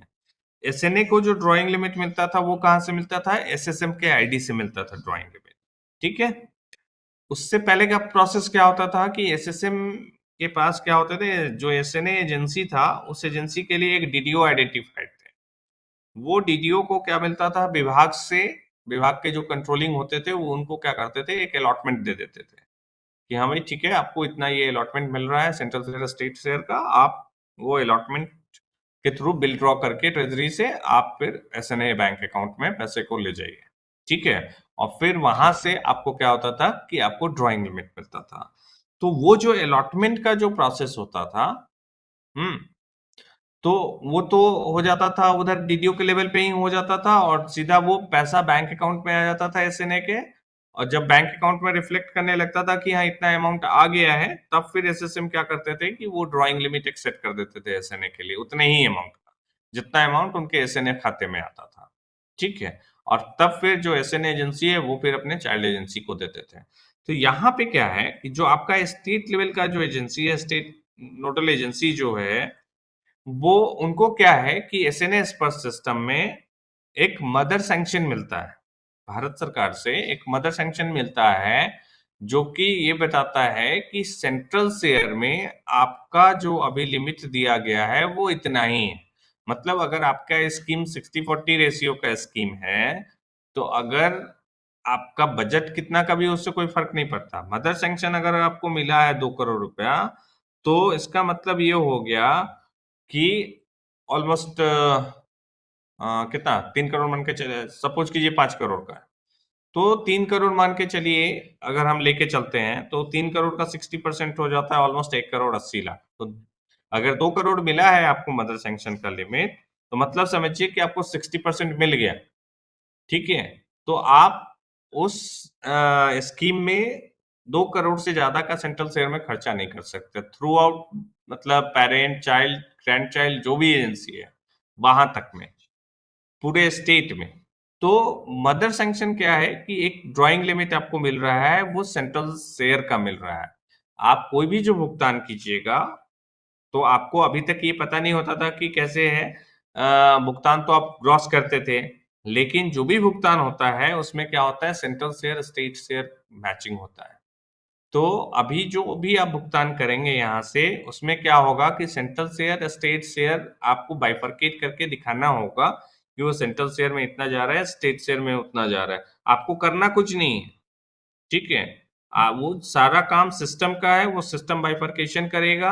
आपको केवल हेड डिफाइन करना है वहां पे, उसके लिए आपको बताया जाएगा कि कैसे आपको वहां पे हेड दिखेगा। वो आपके स्टेट के जो एजेंसी हैं वो आपको बताएंगे कि आपको किस हेड में कौन सा पैसा मिल रहा है, ठीक है।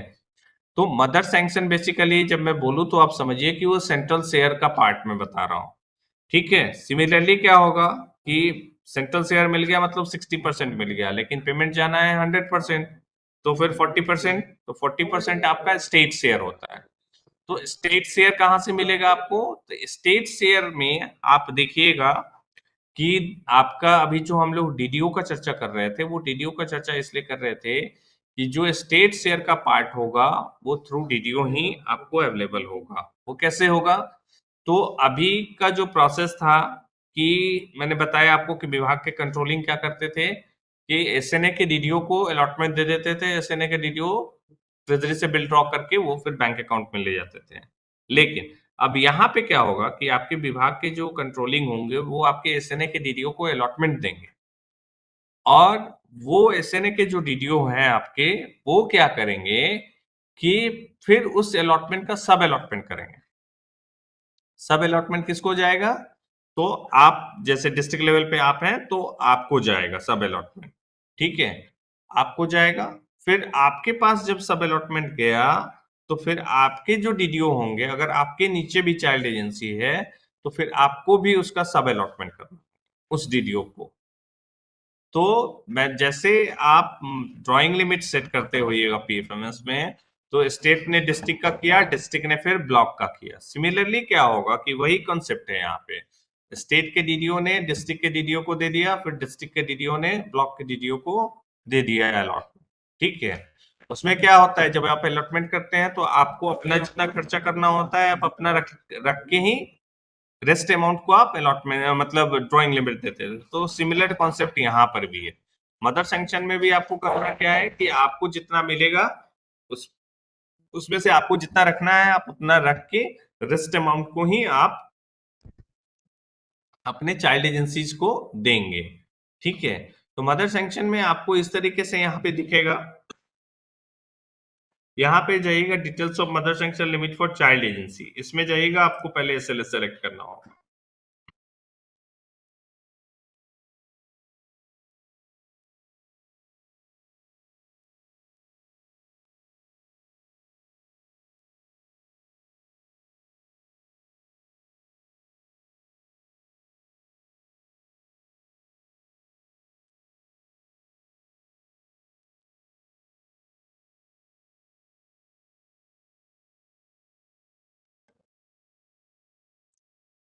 तो जब एसएलएस सेलेक्ट कीजिएगा तो देखिए यहाँ पे जितना आपका चाइल्ड एजेंसी जिसको आपने वहां से एक्टिवेट किया होगा एसएनए अकाउंट्स वाला ऑप्शन से, वो सारा एजेंसी आपको यहाँ पे दिखेगा, ठीक है।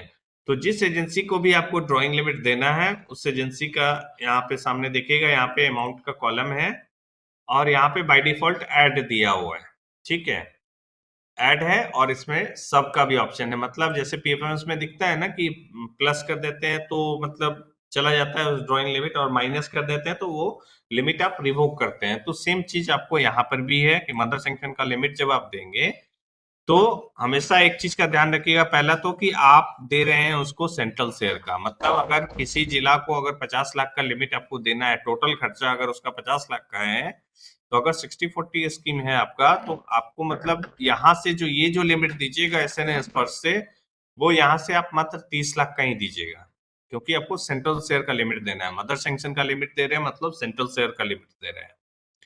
तो आप यहाँ पे वही अमाउंट डालिएगा और इसको सेव कीजिएगा। और अगर आपने ज्यादा दे दिया है उसको तो सब सेलेक्ट करके और फिर आप यहाँ पे उतना अमाउंट डाल दीजिए जितना आपको उससे लेना है वापस, वो डाल के सेव कीजिएगा। तो क्या होगा कि आपको लग रहा होगा कि घट जाएगा या बढ़ जाएगा, अगर ऐड करेंगे तो बढ़ जाएगा तुरंत में, और जैसे ही सेव करेंगे तो और सब करेंगे तो घट जाएगा, लेकिन नहीं। जब आप यहाँ पे ऐड करेंगे या सब्ट्रैक्ट करेंगे तो क्या करना होगा, उसको चेकर से उसको वेरीफाई करना होगा। चेकर जब तक उसको वेरीफाई नहीं करेगा तब तक ये यहाँ पे क्या होगा, वेरीफाइड पेंडिंग लिख रहा होगा, कहीं पे किसी पेज में होगा वेरीफाइड पेंडिंग, नहीं है अभी। तो अगर चेकर जब रिसीव कर लेगा तो ये ग्रीन टिक हो जाएगा, वेरीफाइड हो जाएगा, और आप हिस्ट्री भी चेक कर सकते हैं कि कब कब आपने उसको कितना दिया है लिमिट। ठीक है, अभी इस पेज पे नहीं आ रहा है यूएटी पे। तो ये हो गया आपका मदर सैंक्शन का ड्राइंग लिमिट सेट करना। इसमें कोई कंफ्यूजन है तो पूछिए। कोई कंफ्यूजन नहीं है सर। ठीक है, तो अब हम लोग आगे बढ़ते हैं। तो ये हो गया आपका मदर सैंक्शन का ड्राइंग लिमिट, मतलब सेंट्रल शेयर का पार्ट। अब आता है कि स्टेट शेयर कैसे आप लोग लेंगे। तो स्टेट शेयर के लिए अब आप लोगों को यूज करना होगा डीडीओ पोर्टल, जो कुबेर का जो डीडीओ पोर्टल है हमारा, उसको यूज करना है। अब मैं उस पोर्टल पे आता हूं।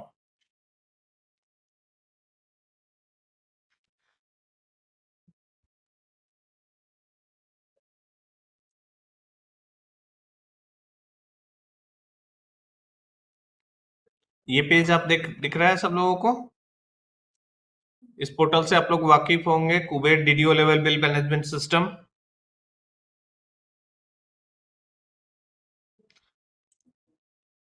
ये कुबेर बिल मैनेजमेंट सिस्टम है, डीडीओ बिल मैनेजमेंट सिस्टम है। तो जैसे आपको बोला जाएगा कि आपको अलॉटमेंट गया है, ठीक है, स्टेट से जब बताया जाएगा कि आपको अलॉटमेंट चला गया है, तो स्टेट से आपको एक लेटर जाएगा, लेटर के साथ में एक पेज भी जाएगा अलॉटमेंट का, जिसपे एक्सेस कोड लिखा होता है। ठीक है, आप क्या करेंगे, उस पेज को ले जाकर के ट्रेजरी में वेरीफाई करेंगे। जो आपके डीडीओ के जो पर्सन होंगे वो ट्रेजरी को जाकर के देंगे, ट्रेजरी क्या करेगा, वेरीफाई करेगा उसको। वेरीफाई कराने का मतलब होता है कि उस डीडीओ कोड पे उतना अमाउंट चढ़ गया। लेकिन यहाँ पे ध्यान देना है कि अगर आपके डीडीओ को अगर नीचे भी सब अलॉट करना है तो फिर आपको ट्रेजरी से वेरीफाई नहीं कराना है जिस समय स्टेट से गया तो। ठीक है, लेकिन अगर आपको अभी डिस्ट्रिक्ट से ही अभी जो अलॉटमेंट गया है उसको सारा आपको डिस्ट्रिक्ट से ही खर्चा करना है, तो आपको क्या करना है, उसको ट्रेजरी से वेरीफाई करा लेना है। वेरीफाई कराने के बाद आपको क्या करना है, Kuber DDO level bill management system जो है हमारा, उस पे आपको आना है। वहां पे आकर के आपको डीडीओ से लॉगिन करना है। यहाँ पे आपको डीडीओ से लॉगिन करना है, तो मैं एक डीडीओ से लॉगिन कर रहा हूं।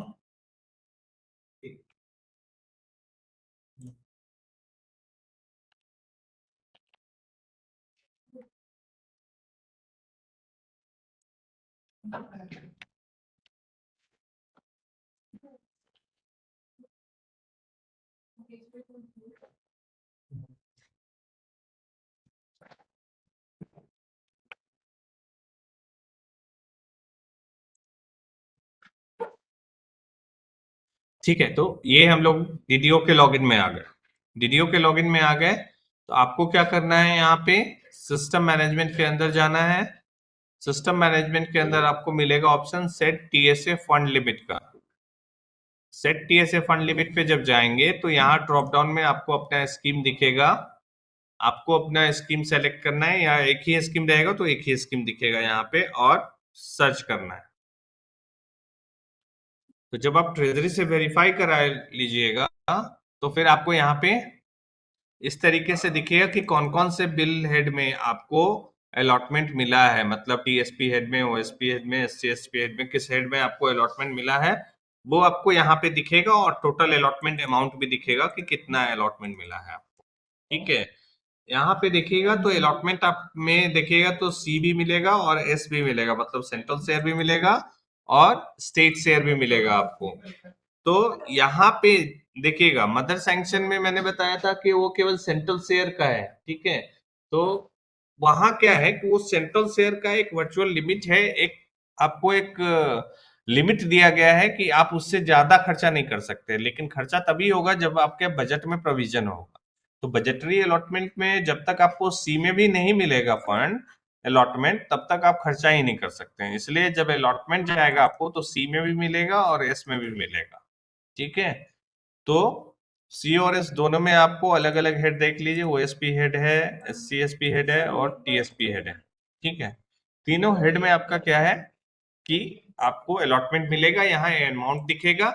आपको क्या करना है कि जिस हेड से अभी खर्चा करना है उस हेड के सामने में दिखेगा यहाँ अलॉट टू एजेंसी का ऑप्शन हो, अलॉट टू एजेंसी पे क्लिक कीजिएगा।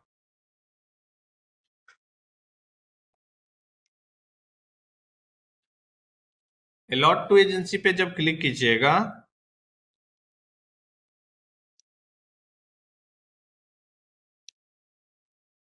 अलॉट टू एजेंसी पे जब क्लिक कीजिएगा तो आपका क्या होगा कि इस डीडीओ में जो एजेंसी टैग्ड होंगे वो दिखेंगे और प्लस आपका पेरेंट एजेंसी दिखेगा। ठीक है,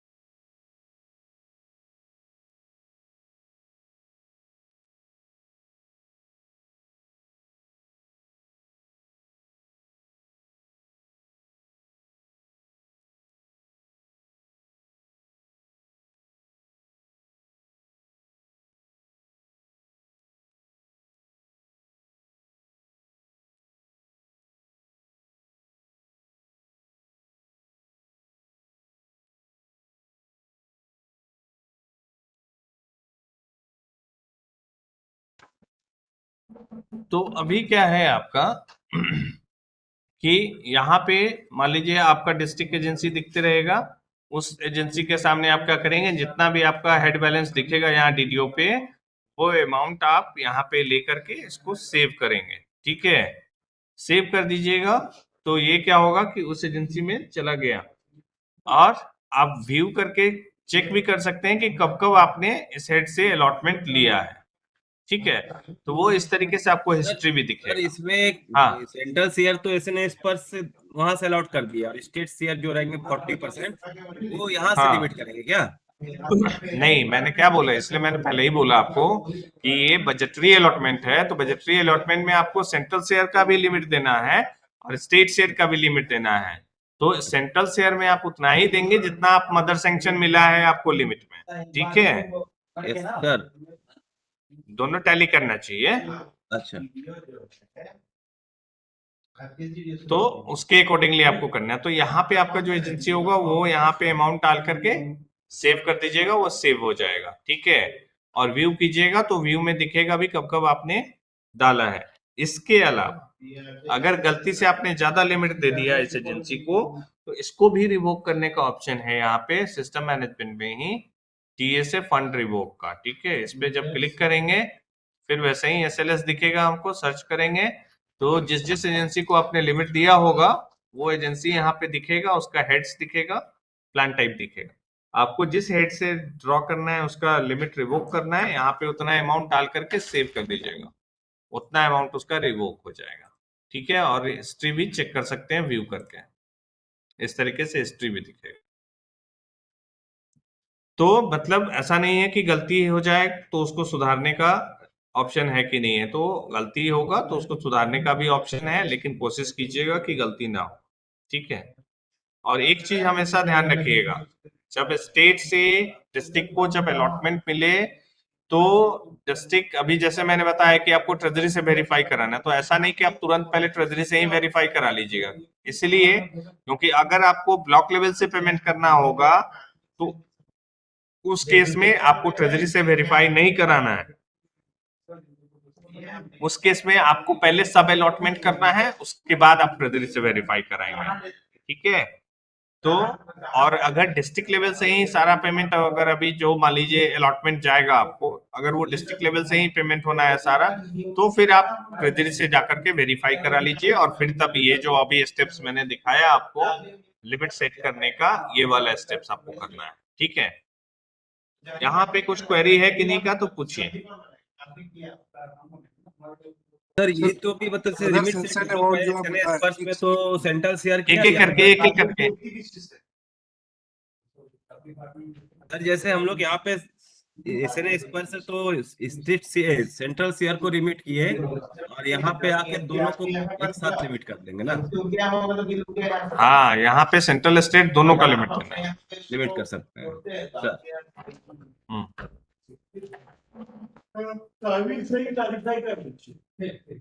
ठीक है, और किन्हीं का कुछ क्वेरी है? आज सर ये लिमिट सेट हो जाएगा तो फिर वो उस डीडीओ लेवल पे उतना वो खर्च करने के लिए मैंने रेडी हो जाएगा ना, मतलब कर ठीक रहेगा वो ना। डीडीओ लेवल पे नहीं, डीडीओ लेवल पे तो मिल गया, वेरीफाई हो गया तो हो ही गया। अब हम लोग आते हैं इस पे, फिर क्या जब आप यहाँ से भी अलॉटमेंट ऑर्डर ट्रेजरी इसके यहाँ करने के बाद ऑनलाइन फिर उसको अलॉटमेंट ऑर्डर ट्रेजरी भी भेजना पड़ेगा क्या सर? आपको नहीं भेजना है, आप तो स्टेट में है ना। हाँ नहीं, अगर स्टेट में भी स्टेट ट्रेजरी को भेजना पड़ेगा ना अपना, सब जैसे हम लोग बिल वाउचर बनाते हैं वेंडर को देने के लिए, तो ट्रेजरी भेजना पड़ता है हार्ड कॉपी। उस तरह से यहाँ पे जो लिमिट सेट करेंगे तो उसका भी हार्ड कॉपी ट्रेजरी को भेजना पड़ेगा क्या सर?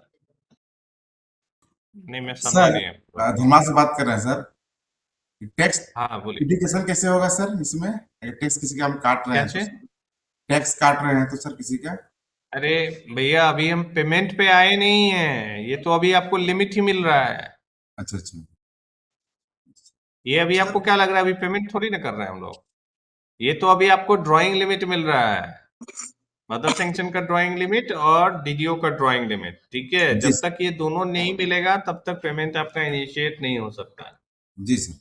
सर डिस्ट्रिक्ट तो अभी ये था, डिस्ट्रिक्ट का एडमिन में जो मदर सैंक्शन अमाउंट जो दिखेगा सर, वो डिस्ट्रिक्ट का होगा या स्टेट का होगा सर? वो डिस्ट्रिक्ट का होगा ना। वो मदर सैंक्शन का जो लिमिट है वो डिस्ट्रिक्ट को ऐसे ही डायरेक्टली नहीं दिखेगा ना, स्टेट देगा उसको।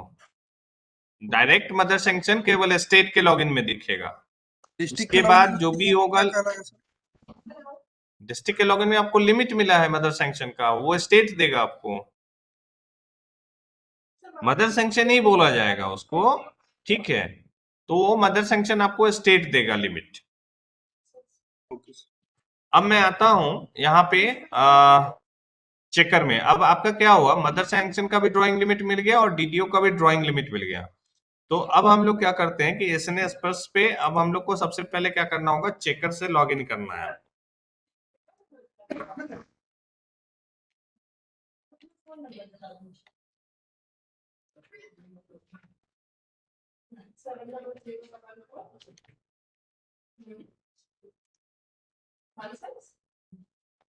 ठीक है, ये हमने चेकर में लॉगिन किया। तो जब मदर सैंक्शन का और डीडीओ का ड्राइंग लिमिट मिलेगा आपको, तो पहले चेकर में आपको जाना है फंड मैनेजमेंट। अब आप देखिएगा यहाँ पे दोनों ऑप्शन दिया हुआ है, मदर सैंक्शन लिमिट वेरिफिकेशन का और डीडीओ अलॉटमेंट लिमिट वेरिफिकेशन का।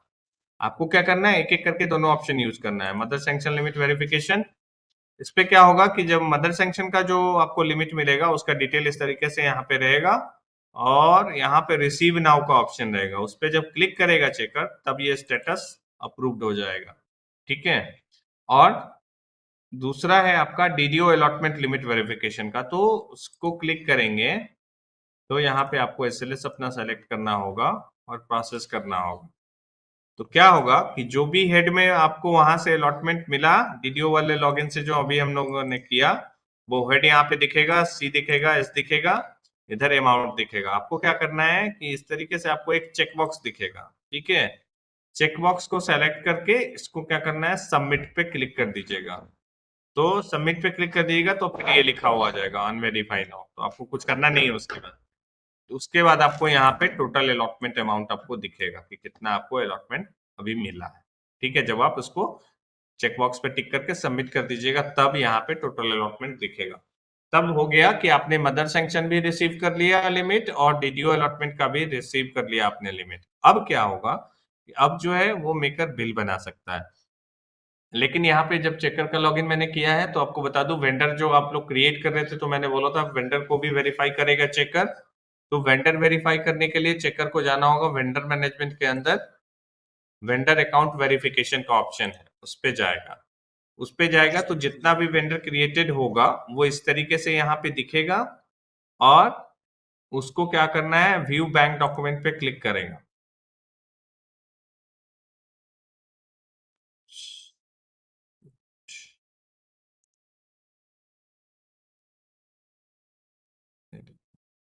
व्यू बैंक डॉक्यूमेंट पे क्लिक करेगा तो उसको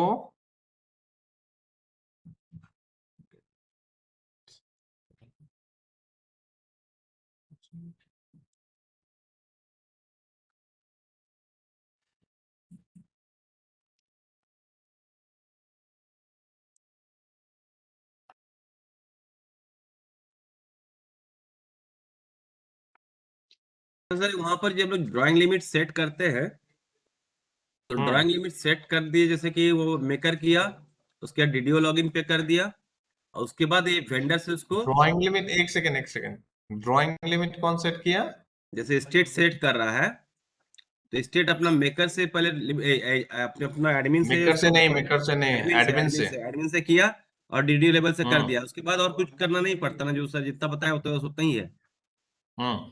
नहीं, लिमिट के लिए देखिए वो स्टेट से, जब आपको स्टेट के जो डीडीओ हैं उनको जब करना होगा ना, आप हमसे अलग से बात कर लीजिएगा, वो अलग प्रोसेस है, वो फंड मैनेजमेंट सिस्टम अलग है, यहाँ फिर कंफ्यूज हो जाएंगे लोग। सर तो उनकी ओर से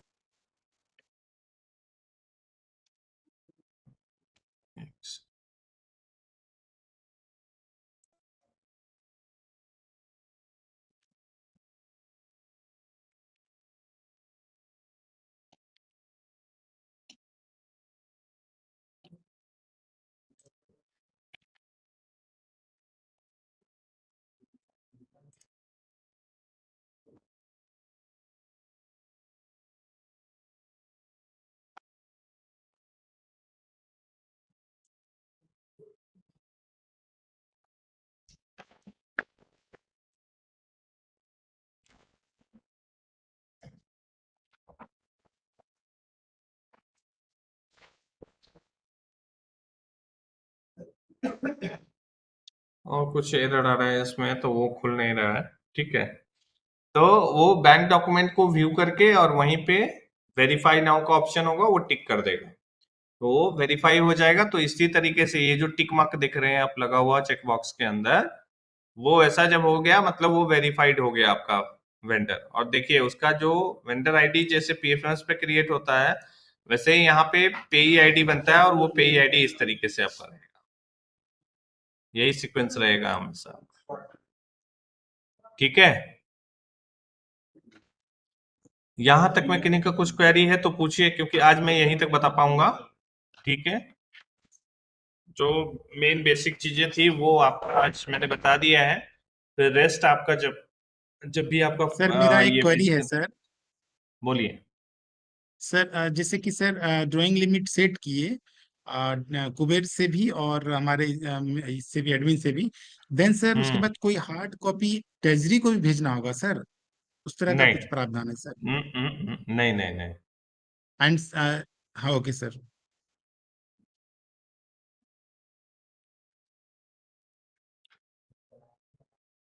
चलिए ओवरऑल और किन्हीं का कुछ क्वेरी है तो अब आप लोग पूछिए, क्योंकि यही प्रोसेस था आपका।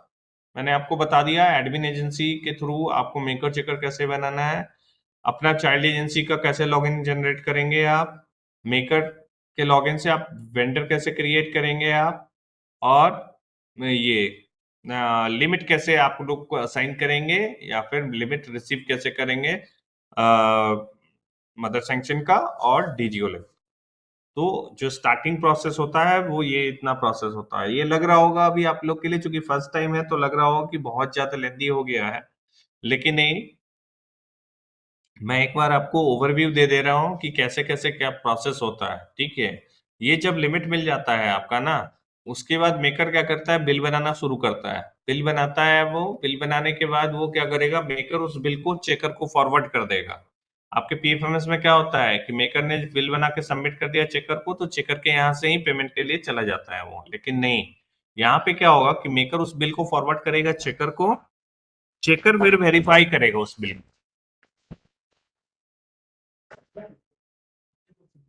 वेरीफाई कर देगा, और वेरीफाई करने के बाद वो क्या करेगा, चेकर उस बिल को भेज देगा आपके डीडीओ को, फॉरवर्ड टू डीडीओ करेगा चेकर। और डीडीओ को जब फॉरवर्ड करेगा चेकर, तो डीडीओ के पास अभी मैंने आपको दिखाया था कि वहां पे एक बिल इंचार्ज का लॉगिन है, एक डीडीओ का लॉगिन है। ठीक है, तो जब बिल फॉरवर्ड होगा तो उस समय पहले बिल इंचार्ज का लॉगिन होगा। बिल इंचार्ज मतलब क्या कि वो कुबेर पोर्टल के लिए, डीडीओ बिल मैनेजमेंट सिस्टम के लिए वो एक मेकर का काम करता है। ठीक है, और चेकर के रूप में डीडीओ हो गया। तो बिल इंचार्ज के पास बिल जाएगा, बिल इंचार्ज क्या करेगा, उस बिल को वहां पे उस बिल के अगेंस्ट में क्या करेगा, उसके पास बिल इंचार्ज के पास एक बिल रजिस्टर होता है। ठीक है, वो अपना बिल नंबर और बिल पीरियड डाल देगा कि हाँ भाई ये इस बिल नंबर से जा रहा है भुगतान के लिए और इस पीरियड का ये भुगतान हो रहा है। वो डाल करके वो क्या करेगा, डीडीओ को फॉरवर्ड कर देगा कंट्रोल नंबर जनरेट करके। कंट्रोल नंबर जनरेट होगा, डीडीओ के पास जब आएगा तो डीडीओ क्या करेगा, बस उस बिल को क्या करेगा, सीधा ट्रेजरी को फॉरवर्ड करेगा। डीडीओ से ट्रेजरी को फॉरवर्ड करने के लिए उसको क्या करना होता है, उसके मोबाइल पे ओटीपी आता है, वो ओटीपी लेकर के उस बिल को ट्रेजरी फॉरवर्ड कर देता है। तो और वहां डीडीओ के यहाँ से फिर एक बिल निकलता है वहां से जेटीसी फॉर्म में, वो जेटीसी वाला बिल और प्लस ओरिजिनल बिल वाउचर जो भी है आपका सपोर्टिंग डॉक्यूमेंट, वो आप लगा करके ट्रेजरी को भेज देंगे। ठीक है, अब आपको लग रहा होगा कि ट्रेजरी चला गया मतलब अब भुगतान हो जाएगा, तो नहीं, अभी भी भुगतान नहीं हो रहा है। अब ट्रेजरी लेवल पे देखिए, मैं ये बता रहा हूं आपको, ये प्रोसेस होता है, ऐसा नहीं समझिए कि मैं आप लोगों को ये कर रहा हूँ, डिमोरलाइज कर रहा हूँ कि नहीं भाई ये स्टेप बहुत ज्यादा ये हो रहा है। नहीं, मैं ये स्टेप्स आपको बता रहा हूँ कि कभी जब आप एक्चुअली में जब आप इम्प्लीमेंट करना शुरू करोगे तो आपका क्वेरी मेरे पास ही आएगा, तो फिर मैं उस समय आपसे ये सारे टर्म्स पूछूं तो हो सकता है आप अवेयर रहें उस टर्म से, ताकि मैं जब उस समय पूछूं आपसे तो आपको पता रहे कि हाँ आपसे क्या चीज पूछा जा रहा है, ताकि आप उस समय बताएंगे तो वो इजिली आपका जो भी प्रॉब्लम होगा उसको रिजॉल्व किया जा सकेगा। इसलिए आप ऐसा मत समझिए कि मैं इस चीज को आप लोग को डिमोरलाइज करने के लिए बता रहा हूं। तो क्या होता है कि डीडीओ से जब बिल फॉरवर्ड हो जाता है ट्रेजरी को ना, तो ट्रेजरी लेवल पे भी क्या होता है, 3 यूजर्स होते हैं, असिस्टेंट होते हैं, अकाउंटेंट होते हैं और ट्रेजरी ऑफिसर होते हैं। तो इस तीनों लेवल से वो जाता है, तो यहाँ पे आप लोग का इंटरवेंशन नहीं है, ना ही आपके डीटीओ का, वो ट्रेजरी का काम है। ठीक है, वो ट्रेजरी को पता है उनको क्या करना है। तो ट्रेजरी क्या करते हैं, वो तीनों लेवल से फाइल प्रोसेस हो करके फाइनली क्या करते हैं, टीओ उस फाइल को साइन करते हैं, डिजिटल साइन करते हैं फाइल को, और जब साइन करते हैं वो, तब साइन होने के बाद वहां पे पुश टू पीएफएमएस का उनको ऑप्शन आता है। ठीक है, पुश टू पीएफएमएस का ऑप्शन जब वो करते हैं, तो अब क्या होता है कि वो फाइल जो पेमेंट फाइल है वो आपके मिनिस्ट्री को जाता है, दिल्ली जो आपकी मिनिस्ट्री है वहां पे जाता है वो फाइल आपका। क्यों जाता है, ये क्वेश्चन होना चाहिए आपका। वो फाइल इसलिए जाता है कि अभी देखिए आपका मान लीजिए बिल बनाया आपने, मान लीजिए 5 लाख रुपए का बिल बनाया, ठीक है, 5 लाख का भुगतान आप कर रहे हैं किसी वेंडर को, तो 5 लाख में क्या हो रहा है, 60-40 होगा तो 3 lakh central share, 2 lakh state share होगा। तो मैंने बताया आपको कि अलॉटमेंट मिला है आपको कहीं पे भी फिजिकल पैसा तो कहीं पे दिखा नहीं है, ना आपको बैंक अकाउंट दिखा, ना आपको फिजिकल पैसा कहीं दिखा, तो आखिर पेमेंट कैसे जाएगा। तो पेमेंट जाने के लिए क्या होगा कि जब आपका एसएनएस पर सिस्टम जो है हमारा वो रियल टाइम बेसिस है, मतलब कि जिस समय आपका बिल जाएगा उसी समय आपको भुगतान किया जाए। तो मतलब आपका बिल आया 5 लाख का, तो उसमें से 3 लाख सेंट्रल शेयर हुआ, तो सेंट्रल शेयर का 3 लाख लेने के लिए ट्रेजरी क्या करेगा, उसको फॉरवर्ड कर देगा मिनिस्ट्री को, आपको पुश टू पीएफएमएस करेगा। पुश टू पीएफएमएस गया तो मिनिस्ट्री पे फिर क्या हुआ कि वो लोग अपना प्रोसेस करेंगे वहां पे, ठीक है, प्रोसेस करेंगे। उसके लिए देखिए प्रोसेस करने का भी टाइमिंग फिक्स है। ट्रेजरी में अगर आपका बिल ट्रेजरी ने 3 बजे से पहले अगर पुश टू पीएफएमएस कर दिया तो हो सकता है कि सेम डे में भी मिनिस्ट्री क्लोज कर दे या नेक्स्ट डे वो क्लोज कर ही देगा। लेकिन अगर 3 बजे के बाद पुश हुआ तो वो बाय डिफॉल्ट है कि वो नेक्स्ट डे ही प्रोसेस होगा। तो अगर नेक्स्ट डे नहीं हुआ तो उसके नेक्स्ट डे वो प्रोसेस करेगा उस बिल। तो ये थोड़ा टाइम टेकिंग होता है, इसलिए मैं पहले ही बोल रहा हूँ आप लोगों को कि कोई भी ऐसा पेमेंट आप मतलब कोई भी ऐसा कमिटमेंट आप नहीं करेंगे अगला को, किसी भी थर्ड पार्टी वेंडर को, कि नहीं आज आपका हो जाएगा पेमेंट, ये चीज नहीं करेंगे, क्योंकि बैंक यहाँ पे डायरेक्टली आपका कोई कंट्रोल नहीं है बैंक पे, ठीक है। तो यहाँ क्या है कि आपका जब भी आप बिल लें किसी से तो एटलीस्ट पूरा प्रोसेस होने में आप 10 दिन का टाइम लेकर के चलेंगे। पेमेंट हो जाएगा उससे पहले नो डाउट, लेकिन आप 10 दिन का टाइम उसको लेकर के चलिए कि 10 दिन लगेगा, ठीक है, ताकि आप भी फ्री रहें, आपके ऊपर भी बर्डन नहीं रहेगा। तो पुश टू पीएफएमएस करेगा ट्रेजरी, मिनिस्ट्री को गया, मिनिस्ट्री अपना उस समय 3 लाख रुपया क्या करेगा वो, कि आपके स्टेट में क्या है कि आपका जो एसएलएस है JH 158 उसके लिए आरबीआई में एक अकाउंट खुला हुआ। आरबीआई में जो अकाउंट खुला है उस अकाउंट में वो क्या करेगा, 3 लाख रुपया क्रेडिट करेगा, ठीक है। 3 लाख रुपया जब क्रेडिट करेगा तो क्या होगा कि मिनिस्ट्री का अकाउंट, मिनिस्ट्री का भी अकाउंट एक आरबीआई में है और स्टेट का भी अपना अकाउंट एक आरबीआई में है। तो क्या होगा, मिनिस्ट्री के अकाउंट से पैसा उठ के स्टेट के अकाउंट में आएगा 3 लाख रुपया। तो नॉर्मल बैंकिंग टर्म में क्या होता है आपका कि जिस बैंक अकाउंट से कटेगा उसको डेबिट का मैसेज जाएगा और जिसके अकाउंट में क्रेडिट होगा उसको क्रेडिट का मैसेज जाएगा, यही होता है। तो आपका क्या होगा कि ट्रेजरी के पास में क्या होगा कि मिनिस्ट्री एक डेबिट नोटिफिकेशन डीएन भेजेगा मिनिस्ट्री ट्रेजरी को कि भाई मेरा अकाउंट जो है वो 3 लाख रुपया से डेबिट हो गया है, तो ये मैं आपको एक नोटिफिकेशन दे रहा हूँ, डीएन दे रहा हूँ आपको, डेबिट नोटिफिकेशन। और आपका स्टेट का जो आरबीआई अकाउंट है, आरबीआई है जहाँ पे आपका अकाउंट है, वो आरबीआई क्या करेगा, उस ट्रेजरी को क्रेडिट नोटिफिकेशन देगा, सीएन देगा। डीएन और सीएन ये टर्म हमेशा याद रखें, डीएन और सीएन, डेबिट नोटिफिकेशन और क्रेडिट नोटिफिकेशन। तो ट्रेजरी को आरबीआई क्या करेगा, सीएन देगा। वो क्या हुआ कि मतलब आपके आरबीआई अकाउंट में, स्टेट के आरबीआई अकाउंट में 3 लाख रुपया जमा हुआ, ठीक है। तो दोनों जब डीएन सीएन मिल जाएगा ट्रेजरी को, तब ट्रेजरी क्या करता है, उसको वहां पे जैसे ही डीएन सीएन मिला, ट्रेजरी के पास एक ऑप्शन हाईलाइट हो जाता है पुश टू आरबीआई, ठीक है। तब वो ट्रेजरी क्या करता है कि वो पुश टू आरबीआई बटन पे जब क्लिक करेगा तब जाकर के आपका फाइल जो है वो आरबीआई के पास जाएगा पेमेंट के लिए। तो फिर आपका क्या होगा कि सेम टाइम में आपका फिर पेमेंट हो जाएगा वहां आरबीआई से।